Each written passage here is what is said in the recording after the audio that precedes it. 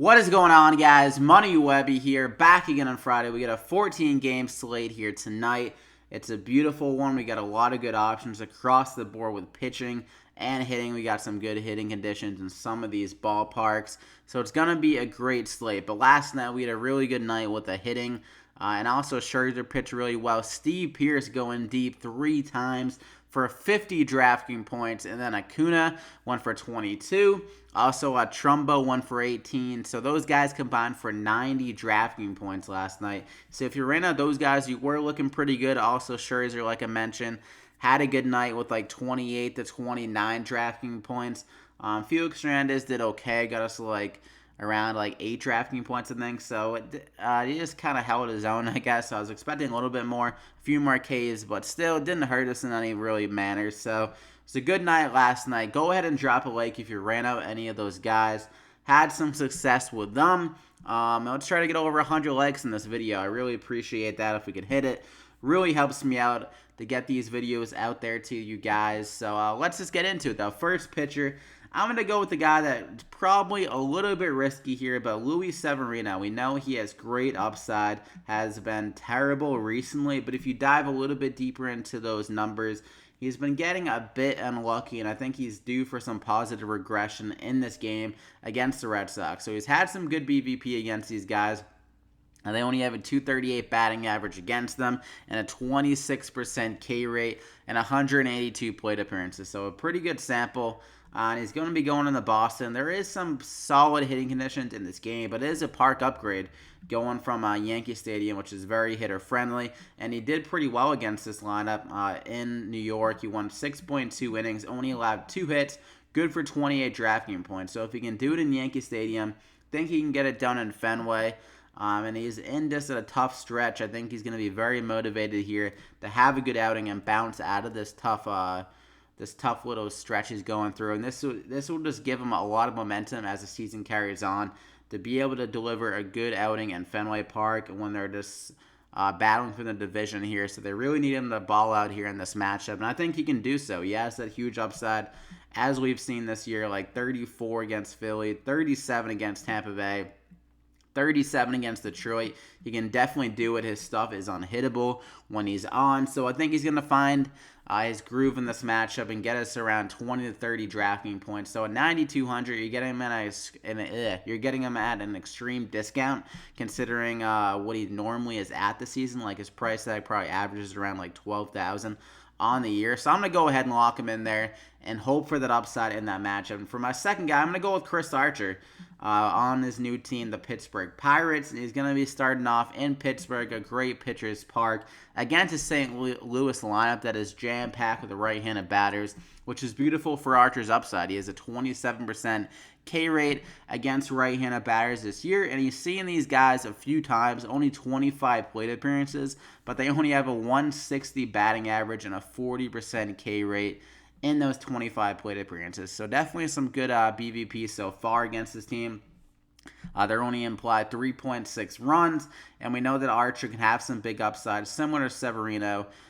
He has that good strikeout ability. So in this matchup against St. Louis, I think he's going to ball out in his first game for Pittsburgh, have a good outing, go for around like 25 DraftKings points here, and another guy that's at a good value at 8,200. So I'm going to go ahead and lock him in there as my second pitcher. And you got 2 of the best pitchers maybe in all of baseball, and you still have 4,000 remaining per, maybe not in all of baseball. Archer's been a little bit up and down, but Severino has been one of the best pitchers this year. Archer, we know he has that upside, so you still got 4,000 remaining per hitter. So definitely very great to see. And EDWIN and Encarnacion, a great matchup at 4,800, going against Jaime Barria. Come on, load up here. But Barria, he's allowing 2.6 home runs per 9 to right-handed batters, so absolutely getting smoked by them. And in Encarnacion, he's better against righties, has a 264 ISO against them, so definitely has that pop. He's been hitting really well recently, 7-9, 14-21 in the last 4 outings, and this is just a good matchup for him. Definitely on paper has that split advantage, and they're implied 5.1 runs in this game, so Encarnacion can definitely have some RBI upside here as well. So I think he's going to be able to show off that power in this matchup. So I'm going to go ahead and lock him in there as my first hitter. And then for some more probably chalky kind of plays, but SHIN-SOO CHOO here at 4,900. Just a great matchup here going against David Hess, another guy that's been getting killed against this side of the plate. Against left-handed batters, he's allowing 2.1 home runs per 9 to them, and only has a 14% K rate as well. So that's kind of one of the big things with CHOO that he's been struggling with this year is the K rate. But if he's going against a guy that really doesn't strike out that many batters, I think CHOO can show off that power upside that he has. Already has 20 home runs on the season. In Texas, one of the best hitter parks in all of baseball. It's going to be 97 degrees here again. So at the top of the order, could honestly get like 5 to 6 at-bats again in this matchup. So I'm going to go ahead and lock him in there as my second guy. I'm going to go with Joey Gallo as well in that Texas lineup. Another guy with immense upside, especially with this matchup against David Hess. Like I mentioned, he's allowing a ton of home runs to the left-handed batters and not really striking out that many guys. So that's another thing with Joey Gallo. Obviously, he strikes out a lot. So that downside is kind of eliminated a little bit with the matchup against Hess, and he has a 48% hard hit rate this season versus right-handed pitchers. He's hitting a lot better at home. If you look at the splits, 16 home runs already in 52 games at home, good for 8.9 DraftKings points on average. So I love this matchup. The Rangers, they're implied 6.3 runs, so that's obviously going to give them some good ownership.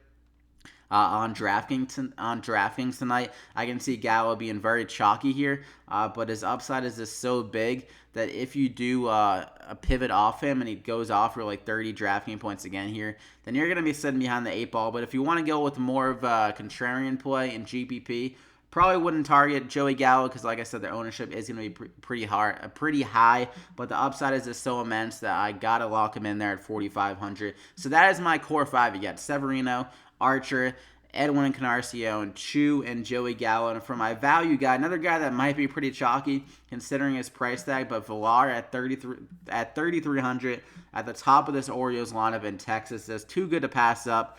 He's going to be in that leadoff spot again, most likely. Has some stolen base ability, as we've seen over the last couple of years. And he does have some solid pop. He can hit home runs, especially in Texas here tonight, where, like I said, where it's going to be really hot. It has some solid power, so that's going to help him out there. And they're implied 5.1 runs. So I think VILLAR, another guy that could get up to 5 at-bats in this matchup. And, yeah, so has some good upside. Power, speed combo. Definitely there with VILLAR. And at 3,300, way too cheap to pass up. So I'm going to go ahead and lock him in there. So that is it. That gets you up to 37.75 remaining per player. And you got some of the best home run guys on the slate and 2 of the best strikeout guys in all of baseball. So I hope you guys enjoyed the video. Be sure to drop a like if you did before you head out. Let's try to hit over 100 likes. So if you don't see 100 likes on this video when you're watching, be sure to smash that like button. So thank you so much for all the support, guys, that you show me. Subscribe if you haven't already to get these winning plays every single night. We had a great night last night with the hitters, and let's just see if we can have another amazing night here again. I wish you guys the best of luck on this 14-game slate. Go ahead and win some money, and we'll see you back here again tomorrow.